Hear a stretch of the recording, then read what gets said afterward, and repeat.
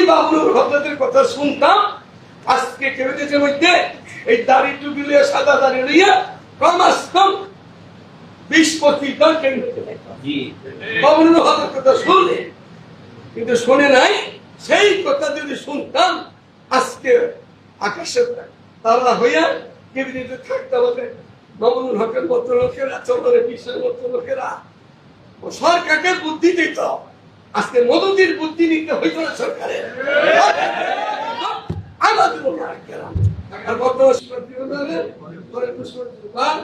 নানুপুর একটা জমান ভাবে সিএসটি ময়দানে যত জমান আছে স্বতন্ত্র আগের মানুষ, উনি আমাকে বলছিল ইলেকশনটা আপনাকে করতে হবে আমার বাপের দলের থেকে, নেজাম ইসলাম থেকে আমার করতে হবে।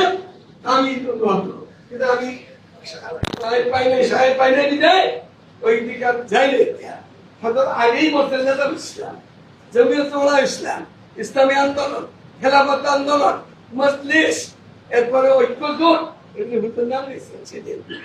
একটা জামাত বাদ দিয়া দিছে, নাম করে আসলে নেই জামাত শিবির, ইল্লা জামাত শিবির। এটা বাদ দিয়ে এই কথাটা বাড়িদারা বলছিলেন হজরতে, বাড়িদারা বলছিলেন সেটা এই হজরত ছিল, আমার বিয়ে ছিল, হজরত ছিল, তিনি আসছেন সেদিনও বলছিল যদি বাবুল হজরতের কথা শুনতাম আজকে কেবিনেটের মধ্যে এই দাড়ি টুপি লিয়ে সাদা দাড়ি লিয়ে কমাস কম 20-25 জন কেবিনেটে বাবুল হজরতের কথা শুনলে, কিন্তু শুনে নাই। যারা শুনে নাই দুজনের সাথে আমার সাথে কথা হয়েছে, ডাইরেক্ট কথা হয়েছে। একটার সাথে সিঙ্গাপুরে অবস্থান, আরেকজনের সাথে আফগানিস্তানে। কিন্তু ওনারাও হয়তো কষ্ট হইতেছে, ওনারাও যদি বাবুলের হজরত কথা শুনতো, হয়তো কেমন কথা বলছিলেন বাড়ি দাঁড়াতে আমাদের ঘরের যতগুলো দল আছে সব দল এগুলা, তখনও ইল্লা দল ছিলেন।